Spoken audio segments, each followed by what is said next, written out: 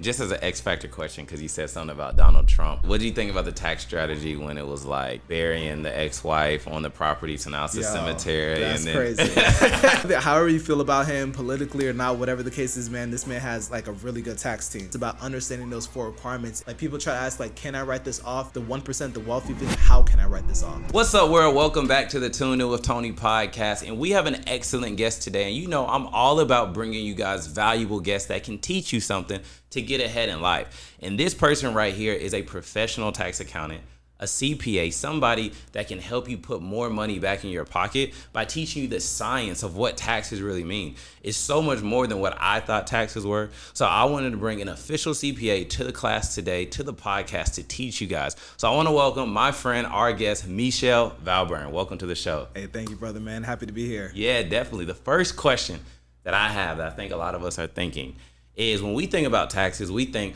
it's tax time. I need to go to H&R Block. I need to go to TaxSlayer, use some type of software, file these taxes, get a return. But I see when working with business owners, it's completely different. It's called like a tax plan. For sure. I don't truly know what that is, but just break down like the differences that we know about taxes. Yeah, so that's a really great question. So for a lot of people, when it comes to taxes, there's 2 different types of tax seasons. You got tax paying season, where most people are doing and they're filing their taxes, and you got tax saving season. And that's when you're able to go ahead and save money on taxes. And especially as a business owner, you really need to focus on that tax saving season, because that's what's going to allow you to be able to save more money in taxes, right? Because what a lot of people don't realize, everyone's trying to get the bag, everyone's trying to make money, but it's really not how much you earn, it's really how much you keep. Right. And I tell people all the time, like, think about it. Like when you buy, when you make money, you pay income tax. When you buy something, you pay sales tax. When you buy property, you pay property tax. When you sell the property for more than what you pay for, you pay capital gains tax. And when you die, right, they tax you on death tax, right? You get hit with estate tax, and you get taxed in all these different ways. And if you don't have a way and a plan and a strategy to be able to save money on taxes, that's literally like 51% of your income going to the IRS. So like literally half of the year, more than half of the year, you're literally working to pay the IRS. On top of that, what's even more interesting is that for every dollar that you make, that's 51 cents. $10 is $5.10. $100 is $51. $1,000 is $510. We're talking about like now 10 million. If you make $10 million, it's $5.1 million going to the IRS, right? Without even having the right plan. But even with all of that, the biggest tax of them all that a lot of people don't talk about is what I call ignorance tax. Okay. And that's the tax that you pay for not understanding how to save money on taxes. And if you don't know how to do that, that's what you see. A lot of people end up going to jail because of taxes. You see a lot of people having to play catch up trying to pay taxes. So it's super important to be able to understand that, especially as a business owner. But even if you're not a business owner yet, there's ways for you to be able to save money on taxes. So when it comes to taxes, you could probably get a bigger refund, or be able to get, you know, more money back, or pay less money during tax season. Got you. So let's just talk about like the jail part, because that can be scary, right? And people can say, wow, are my taxes filed correctly? Yeah. I've seen the cases back in the day of the Wesley Snipes going to jail. At what level do they actually take people to jail for taxes? Yeah, so there's a couple things that's going to trigger. One is like if you're just straight up like committing fraud. Like, so you're just straight up lying about your taxes. You are like, you knowingly know that you owe taxes, or you're putting false information. So either you're underreporting your income, or you're overstating your expenses. Or when you're doing that, that's what's called tax evasion.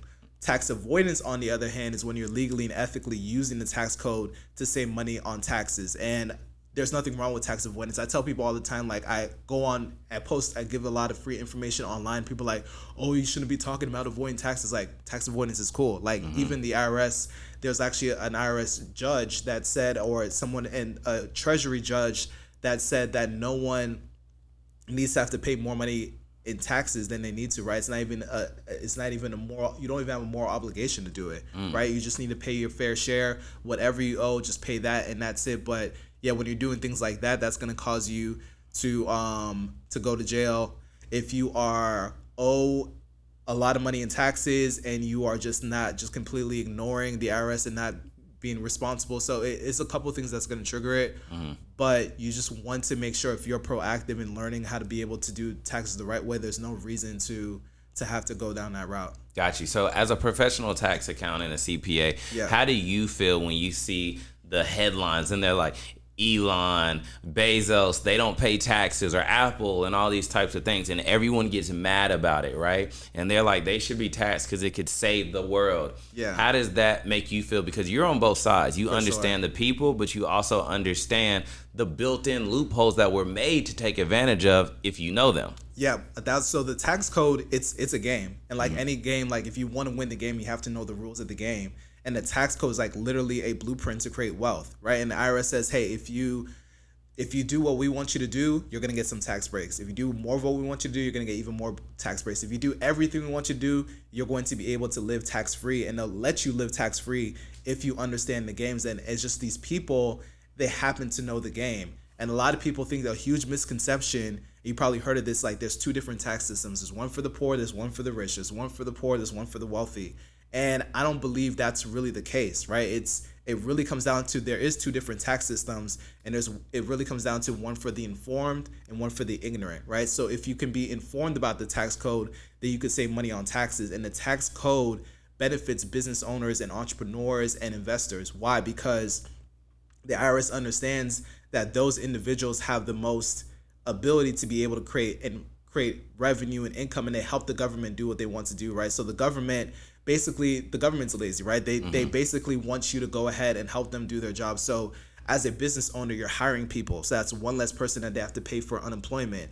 As an investor, for instance, if you're investing in real estate, you're putting people in housing. So that's one less person that has to go in public housing. If you are an investor, you're putting money into the stock market. That's one less dollar that the government has to do to pay and put into other businesses. So you're helping the government do their job, and they're going to give you tax breaks. But in the case of people like Elon Musk or Jeff Bezos, one of the things that what's really strategic, one of the strategies that they use is instead of getting a W-2 salary, like a high W-2 salary, because those get taxed the highest if you're just a W-2 employee, that gets taxed the highest. What they do is instead they get stock, right? So they get equity into whatever business that they're in, they get stock. And as that stock appreciates, what they do is they borrow against that. And when you borrow and you take out a loan, that's actually tax-free income. You don't get taxed on money that you have to borrow. So that's how they're able to live their lifestyle and do all the things, but not have to pay taxes. So it's just because they understand the rules of the game, they're able to win the game. But again, you don't have to be rich in order to be able to do that. You just have to understand the rules. Yeah, see, I was watching that on YouTube the other night, Yeah. and it was talking about Apple, right? Yep. And it was saying like how they are making so much money by debt, right? So I want you to break that down to the people, because as normal people, we're scared of debt. Like every time we take out a loan, we're like, ooh, you know what I mean? Yeah. So how are they making money but living completely off of debt? Because what we know as people is living off credit alone is bad. But it's like the businesses seem to be living off of credit. So how did they do that and still be profitable and win? Yeah, for sure. So debt is really a tool. It's not good. It's not bad. It's really a tool designed to either allow you to be able to use other people's money or be able to create wealth for yourself if you don't have the resources and the means yet, right? So it's just like a hammer, for instance, right? A hammer is a tool. The hammer could be used to be able to put a amazing picture and family photo on the wall, or it could be used to destroy someone's car, right? So it's just really a tool. That's the same way. And what you want to do, and what the wealthy do, is they use that. The 1%, they use that to be able to buy assets and let the assets pay off the debt for them. So they're not coming out of pocket. So they're always using other people's money and allowing the assets that appreciate to either pay off the debt for them, or, they're strategic enough to be able to create it in such a way to where they're able to go ahead and manage it, right? So it's not more than they could take on. So in those cases, right, for instance, for real estate's a really powerful example of debt, right? A lot of people, they use other people's money to be able to go ahead and get real estate, right? So one thing that people do, and one thing that you can do, right, you don't have to be wealthy to do this, is you can go ahead and take out a loan, and you could be able to go ahead and put a down payment on property, and then the property is typically going to appreciate in value. Or if you put tenants in there and it starts cash flowing for you, you start making money from there. And the great thing about that is you get the money tax-free. You're also now able to get passive income. And what's great about it is because the government wants you to go ahead and invest in property and real estate, there's tax strategies like cost segregation, to where you're able to write off a huge percentage of that building or that house, and you're not paying taxes on it because you have what's called depreciation. Depreciation allows you to be able to go ahead and write off an expense that you're not necessarily paying out of pocket. So it's like now you're able to get tax-free income, and you're also now allowing and putting yourself in position to where other people are paying off that debt for you. So now you're just in a position to where it's just net positive all around. Got you. So when we're talking about the real estate, because that's good as well. For sure. I noticed that a lot of people that I've seen, they don't really like to just like sell the money and get it because of capital gains, For right? sure. So they're always like rolling it into the next property. Exactly. So what it sounds like, and I want you to break this down, is you can borrow the money. Yep. There's, in a sense, good debt on this building. You can cash flow from the building, but then depreciate all the debt of the building. And if you buy something, instead of paying capital gains, you're rolling it in. So that's the wide. I want you to kind of break that down so that people understand that. Yeah, so for sure. So one thing, let's say you have a property. Let's say you buy a property for, let's just say, $500,000 and depreciates to $600,000. You can go ahead and take $100,000. If you wanted to cash it out, you can go ahead and cash that out. From the equity from it? Yeah, from the equity. You go ahead and sell it. And if you'll have $100,000 capital gain, but then you have to pay capital gains tax, right? So let's just say, just keep it simple. Let's say it's 20%. You have to pay out on capital gains tax. Now you're paying $20,000 to be able to try to get your $100,000. So now you're left with $80,000. So you're paying $20,000 automatically going to the IRS, just right? gone. And it's just gone, just disappears. So what the wealthy do and what the rich do, there's two different things there's multiple things you can do, but one of the two strategies I want to share is, one thing they could do what's called 1031 exchange. Essentially what the IRS allows you to do, and this is what Donald Trump does and a whole bunch of other people who are in real estate, they buy the property, they sell the property for more than what they pay for, and they take that gain and they reinvest it into another property, and they basically are able to defer the taxes. So meaning that it doesn't disappear, but people say you can defer and die, right? And that's what they do. They keep putting it into a new building. They keep putting it into a bigger building and a bigger asset, a like kind of asset is what they call it, and they're not having to pay taxes on it. Another thing that you could do, on the other hand, is you can be able to take that equity and do what's called a heat lock, right? Home equity line of credit. And now you're able to go ahead and have another loan to where you're able to go ahead and reinvest into another type of investment as well. So that is another way, and it's all tax free. So that is a strategic way of doing it instead of having to pay capital gains tax. Got you. And just as an X factor question, because you said something about Donald Trump. Yeah. Like, what do you think about the tax strategy when it was like burying the ex-wife on the property to now it's a cemetery? That's and then crazy. that was a tax strategy in a sense, right? Yeah. So however you feel about him politically or not, whatever the case is, man, this man has like a really good tax team. So what happened was his ex-wife, she ended up passing away. And one of the things that he did was, a lot of people know he owns golf courses. So what he did was he buried her at one of his golf courses, and now that reclassified the golf course into basically a nonprofit institution to where it is considered a cemetery. So now, because it's a cemetery, he doesn't have to pay property taxes on it. He doesn't have to pay sales tax. He doesn't have to he basically has to pay no taxes on this thing because he's able to do this. And it was just a very specific loophole. And that's the thing with loopholes, is that it's being aware of what is out there. So it was very specific to New Jersey, and it was the right place at the right time, and he was able to take advantage of that. And some people think it's cold-blooded, but like at the end of the day, he's looking out to be able to create more wealth, and it's in the tax law, so he just took advantage of it and made it happen. But yeah, that's a strategy that he was able to do. Yeah, and while we're on the topic of talking about like our CEOs and our super successful wealthy people, how we were talking about Apple, is there a tax strategy involved when we see the CEOs on the outside make I'm only taking $1 a year to work for the business,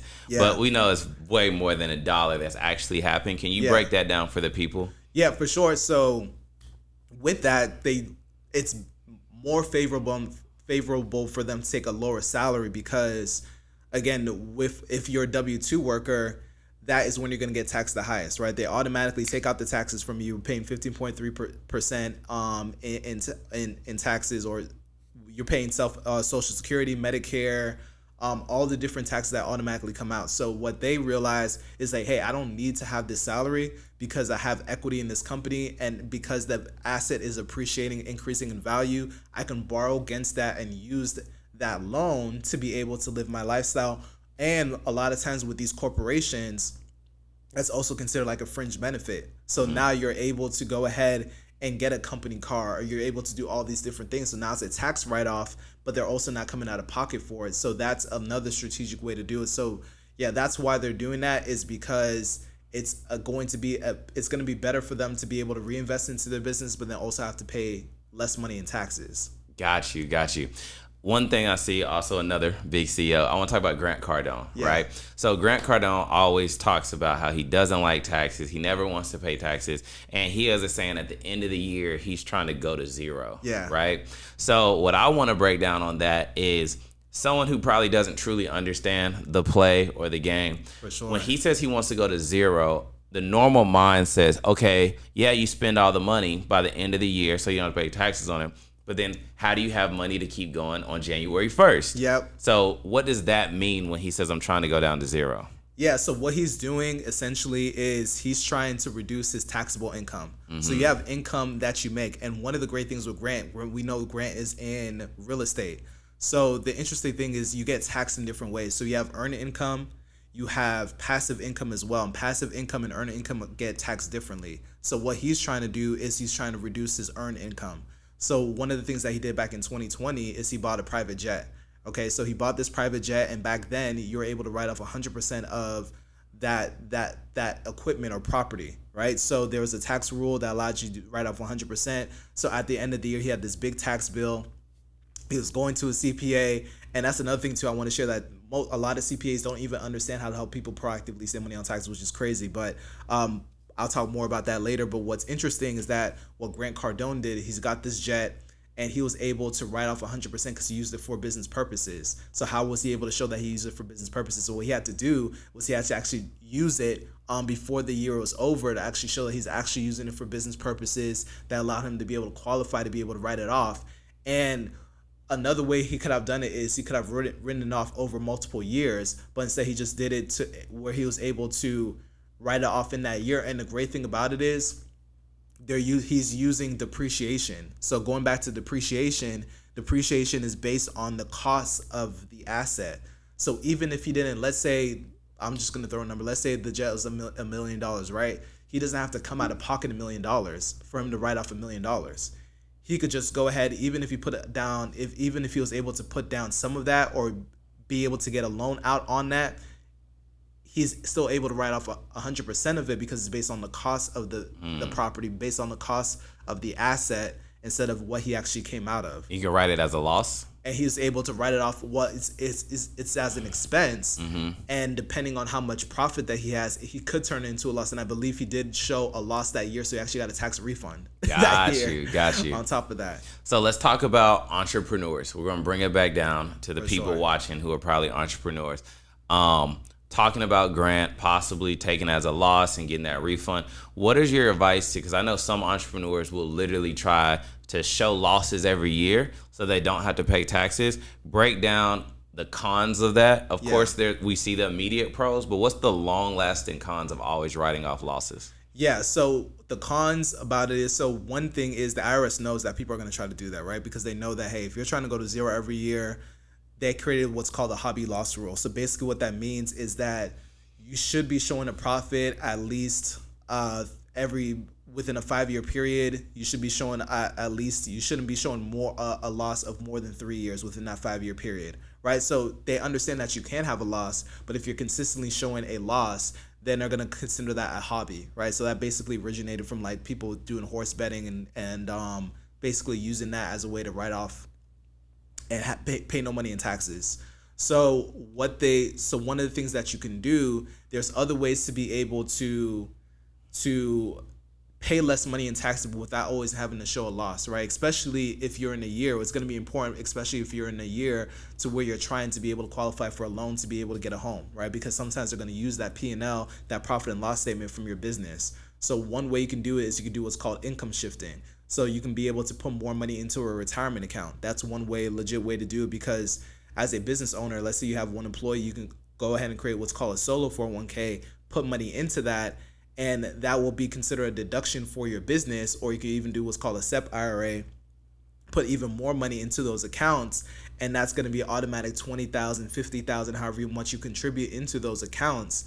and that reduces your taxable income, and then you still show assets. So that's one way to do it, right? So you just want to be strategic. And I personally try to encourage entrepreneurs to, like, if you need to make it make sense, right? It needs to make sense for what you want to do in your business. I wouldn't recommend someone every single year, like, if you're able to write off 100% of a vehicle, right? Like in 2020, you were allowed to be able to write off 100%. They just brought that back with this new big beautiful tax bill. But I wouldn't recommend you try to buy a G-Wagon every year, right? if it doesn't make sense, right? Yeah. But if you are in the market for a vehicle, then now that's when you want to use the tax codes. Like, how can I find a way to be able to write this off, right? So you want to, like, in the case of going back to the Donald Trump example, which is crazy. It just came to my mind, but that's not something he will do every year, right? It just made sense for that situation. He's like, okay, because the situation happened, how can I change the information to make it to where I pay less money in taxes? So it's really a game. It's really it requires strategy and a plan. And business owners, like, we don't have time. Like, y'all don't have time to figure out and try to learn. That's why it's good to have someone on your team that can help you proactively save money on taxes. So as that business owner, what you want to do is you want to understand, basically there's 4 requirements in order to write things off for taxes, right? So deduction is going to be one of your best ways. I call it tax-free. So tax-free is the way to be. So it's based on section 162 of the tax code.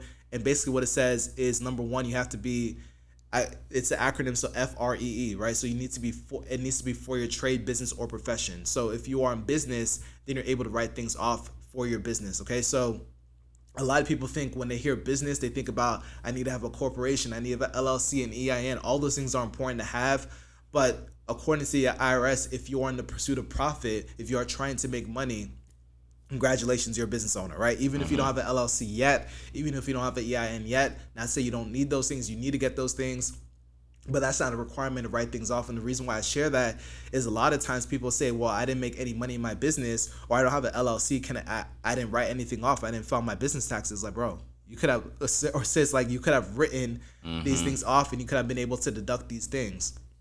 So that's number 1. You have to have a business, right, in the pursuit of profit. Next is R regular. So what's regular for your business is going to be different for different types of businesses. So one of my good friends, she owns an ice cream shop. So she could write off spoons, ice cream cones, napkins, freezers, right? If I try to write that off for my CPA business, it's not going to work, right? So it has to make sense for your business. The next part of that is E, essential. What's essential for you to operate your business is going to be what's the IRS calls that necessary. So hiring lawyers and CPAs and employees and paying rent, all these things are essential in order for you to operate your business. Last but not least, economical. The IRS says not lavish or extravagant under the circumstances. So depending on how much money you make, that's going to impact your business, right? So one year, going back to 2020, 50 Cent, he had this big tax bill. He ended up owing a whole bunch of money in taxes. He bought 6 G-Wagons, right? So, but he's a multimillionaire. So maybe for the small business owner starting off, you might not be able to write off 6 G-Wagons yet, but you could be able to do something that makes sense for your business at the time, which is maybe writing off one vehicle or writing off the business miles for that vehicle. So deduction is going to be a way for you to be able to reduce your taxable income, and then based on those requirements, then you're able to see, okay, what can I write off? So as a business owner, right, one thing, that's why I tell people you could literally turn your lifestyle into a tax write-off, because there's things that you're already paying money for that you could turn into a tax write-off. So for instance, the microphone, the camera, the computer, the laptop, the MacBooks, all these things, for most business owners, especially now, that's going to be business equipment, and you're able to go ahead and write that off.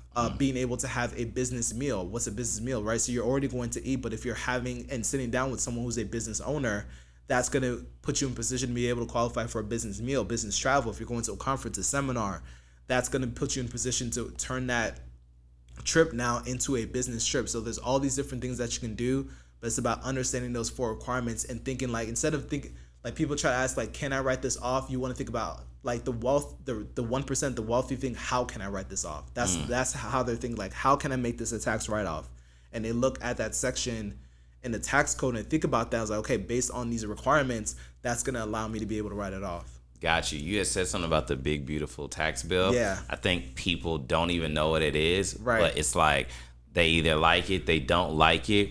From your knowledge of it, what is the big, beautiful tax bill? Yeah, the big, beautiful tax bill is essentially Donald Trump. He just created a new tax bill to basically, what happened was he was obviously elected president again. President, right? He was elected president again, but the first time he came in, he did what's called the Tax Cuts and Jobs Act, right? Which one of the biggest tax reforms in my whole lifetime, right? The past 30 years, right? So he completely changed. He was the one who introduced 100% write-off on of vehicles over 6,000 pounds and all these different things, right? So a lot of those things were going to expire. So Big Beautiful Tax Bill is basically extending those either permanently or allowing those things to be able to be around longer. So it was an extension of that. A lot of business owners were able to benefit from the Big Beautiful Tax Bill. There's things that he's doing for people who are not business owners, like increasing the standard deduction and some other things. But it still does more favor business owners. So I would say as a business owner, it is a positive thing. If you're not a business owner yet, or not, some people are, it's neutral for some people, not as beneficial. But time will tell what's gonna happen. But because he's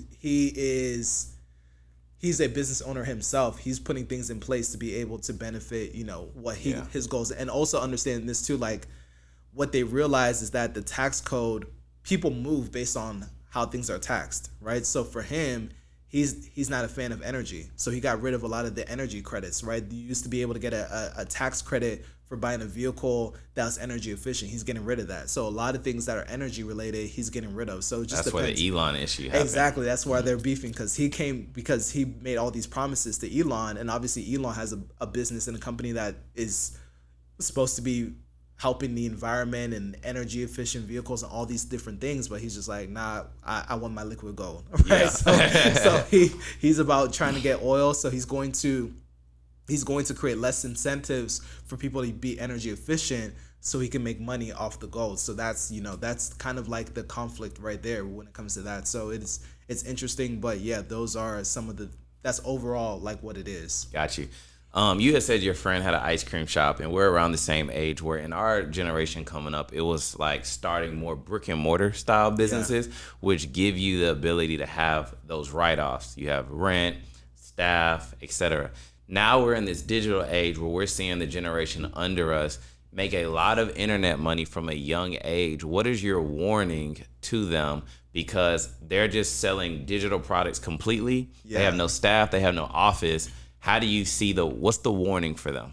Yeah, for them is like you need to make sure that you get with a tax strategist as soon as possible, but really understanding, like, we went from we had brick and mortar, which is those traditional business. Now we're like in the click and order era and economy, right? So a lot of people doing things online. So one of the things that you need to understand is that all that money that you're making is not yours necessarily, right? So the mindset that you want to have is that you want to set aside at least, I would say 30% is a good number to really be, I'm just being conservative, setting aside 30% and knowing, like, let's say you make $1,000, just know that $300 may have to go to taxes if you don't necessarily do enough tax planning, or you are not really prepared and knowledgeable about how to be able to navigate the tax code, right? So I would say that is setting money aside.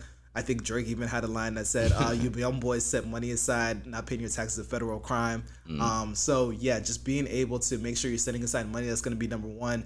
Number two is understanding the game of taxes. You don't have to learn everything yourself, making sure you have someone on your team that can help you do that, and do it before the year's over. Like, the earlier that you plan and the earlier that you understand these things, that's going to put you in position to be able to navigate and move and shift money around, because some of these things actually take time. Like, one of the big strategies, honestly, is to be able to invest in real estate, because real estate allows you to be able to write off the property and be able to save money on taxes in that way, significant amount of money in taxes, but it takes time to do that, right? So you don't want to try to be planning that on December 31st, right? You want to do that as sooner than later, so you're able to move and shift money around, and also understanding what things that you are making sure that you have the financials in place too, because whoever is doing your taxes, they need to look at your financials and be like, okay, this is what happened, this is what you're able to write off, this is what you're not able to write off. So having those things in place are going to be important. But I would say really just making sure that you understand that all that money is not yours, and especially with these type of businesses, like our businesses, the digital businesses, the profit margins are crazy, right? We're looking at like not a lot of overhead. Not a lot of overhead for a lot of people, 30%, 40%, 50, 60% for some of these businesses. So just understand. Profit Yeah. margins you're talking Yeah, about. profit margins, right? So you want to just make sure that at the very least you're setting money aside and understand that all of it is not yours. Now, if you have the right person on your team, most of it can be yours, but just know that I still want to make sure you have that, you're in position to pay if you end up owing. Yeah. As of 2025, does that car play still work? Because I see a lot of the young boys buying the expensive luxury cars, or is that just bad decision? Yeah, no, there's always going to be a tax benefit to it. It was just way bigger back in 2020, but with the big beautiful tax bill, they're bringing that back to where 100% of that vehicle can be written off. So the way it works is if a vehicle is over 6,000 pounds, you're able to write off 100% of the cost of that vehicle. So if you get a G-Wagon, for instance, 200,000, you're able to write off $200,000 in a year, even if you're not, again, putting $200,000 out in cash, right? Even if you're getting out a loan and you put down a down payment on that vehicle, you may have put 30,000 down on it, and then you're able to write off 200,000 on that vehicle based on the cost of that vehicle. So that's still going to be beneficial. Another more practical way, let's say, and this has been in places and it's always going to be in place or not always, but it probably will likely always be in place. But like if you're leasing a vehicle, for instance, a reason why so many entrepreneurs and business owners lease vehicles is one, it helps them with their cash flow because it's more affordable per month, but you're also able to write off the lease payments. So that's different from like getting like financing in a loan. So if you're doing like, let's say you have a lease of $2,000 per month for that vehicle and you're using at least 50% for business, let's say you're using it 50% for business, $1,000 you're able to write off every single month on that vehicle. Or if you're financing the vehicle, let's say you go ahead and get a vehicle that's maybe not over 6,000, but maybe it's under 6,000. So the IRS has a set amount that you're able to write off each year for that vehicle, right? For depending on the year that you're watching this, that the first year you're able to write off maybe like 25,000, and it continues to scale back every single year. So 25,000, maybe the next year is 20,000, and continues to go down each year until you're fully able to write that off. So you're always able to do that. And then if you're using the actual method, you're able to write off things like the gas, the maintenance, oil changes, car washes. All those things could be written off based on your business use. And another way, and probably a more easier way to track it, is what's called the mileage method, right? So the mileage method is just based on how many business miles that you drive. So if you're going to a conference, if you're going to a seminar, if you're meeting someone for a business meal, every time you drive for business, 70 cents of that mile can be written off. So let's say during the year you write off, or let's say during the year you drive 10,000 miles for business, 70 cents of that's $7,000 of a tax deduction that you're able to take. So it's always going to be beneficial. But like I said, I wouldn't say that you should get a vehicle for a tax write-off. Like I said, I believe that you should get a vehicle if you're in the market for a vehicle, and then figure out how to be able to make it a bigger tax write-off. That makes sense. Like the context is different.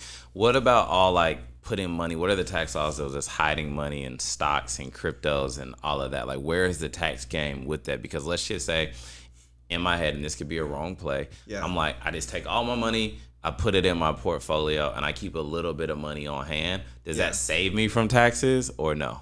It can. So not initially. So like, let's say for instance with what you just mentioned with the crypto, you take your money and put that in there. Hopefully, right? I'm assuming you're doing this because what's going to happen is that amount of money that you put in is going to increase in value. And then that's what's going to help you have the tax savings, because it's not based on, for the most part, when it comes to investing in the stock market or like securities or whatever the case is, they're not taxing you if it's long-term investing. They're not taxing you on the increase. They're only taxing you when you start pulling out that money. So that's putting money into those things are not going to help you save money. It's not going to be a current year tax deduction for you. But when it increases in value, then you're not gonna have to pay taxes on it, because it's based on when it becomes what's called a realized gain when you pull out that money. Now, going back to real estate though, you can put money into real estate and do what's called like a cost segregation, to where, because typically what happens is, like, let's say you're investing in like a residential property for real estate, you're able to write that off over 27.5 years, right? So let's say you have a property that's like 500,000, 27.5 500,000 divided by 27.5 is about like 18,181. So you're able to go ahead and be able to write off that, or you could do what's called a cost segregation, to where someone comes in, does an analysis, and is able to basically say, instead of saying, because like you're gonna have light fixtures, you're gonna have kitchen appliances, those things are not gonna last you 27.5 years. You're gonna have to change those. So they understand that. So they're like, oh well, this thing's gonna have a lifeline of 10 years, 5 years. So they're gonna accelerate it and be able to allow you to be able to write off more, to where that $500,000 building or that property, maybe you're able to write off 50% of that. So now it's a $250,000 tax write-off instead of 18,181, because you're not doing it over 27.5 years. So that is one of the benefits of being able to do that. So that when it comes to that, if you want to, let's say you want to put your money into stocks or crypto or something like that, you could put it into a retirement account like a 401k. More probably even better is a self-directed IRA, because they give you more flexibility to be able to in what you can invest in. So you put money into that account, that gives you a current year tax deduction, and you're able to get the growth as well. But then when you pull out the money, you have to pay taxes on it. Gotcha. So that's one of the disadvantages. Or you can do what's called a Roth, to where you use money that you already pay taxes on, and then let that grow tax free. Yeah. And that's probably even a better strategy. So for an entrepreneur that's coming up, what does a tax savings plan look like? Because I think the limiting belief or the fear that we have is just like, man, I'm really like just happy to finally have some money. And then I've got this CPA saying it's $10,000 for a tax saving plan. Break that down for the audience, because I know that's what's stopping them. Yeah. But it even can help. They're looking at like, bro, I'm not spending 10 on this right now. I got other stuff to buy. Yeah, for sure. So you got to think about it. So if you're working with someone that knows what they're doing, it's always going to be an ROI, return on investment. So if someone is charging you $10,000 for a tax plan, but they can help you save $100,000, yeah, that's 10x. You're already 10x your return on that. So that's what they're doing. So the value is, instead of you having to give away $100,000 to the IRS, to the same IRS, the same government that is not necessarily benefiting you directly, or especially if you don't believe, if you're not aligned with what the government's currently doing right now with our money, then it's in your best interest, your family's best interest, to be able to keep as much of that as possible, so you can be able to pass it down to your children and build generational wealth. So with a tax plan, for instance, if you are investing $10,000, but someone's helping you save $100,000, $200,000, $1 million, it's gonna be well worth it, right? So that's basically the way it works. So there shouldn't be, and if you get it done, the great thing about it is if you're working with someone who's gonna do it comprehensive enough and detailed enough, they're gonna be able to share with you strategies that you could be able to implement and use over the next 5 years, right? So not only are they helping you save money in this year, but they're saying, hey, maybe not this year, but maybe next year you can go ahead and invest in real estate and like kind of helping you understand like long term what you could be doing.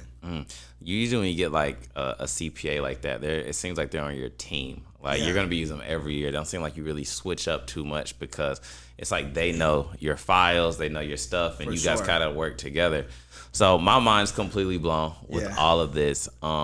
Talk to the people. I know I've been taking up all your time asking you the questions. Good. Talk to the people about like, what's next? How do they get involved? You know what I mean? How do they make the next step? Because there's somebody watching this right now who's like, I need to get this started. So let's talk to them about that. No, for sure. So one of the best ways to do is definitely you could reach out to me, hit me up. I'm on Instagram, all social media platforms at Michelle Valburn. So MICHELVALBRUN.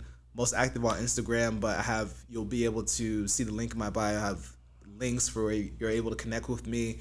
And there's different ways to be able to connect. So I host virtual live mentorships as well, where I'm coaching and teaching people on how to be able to save money on taxes. And that's free to come to.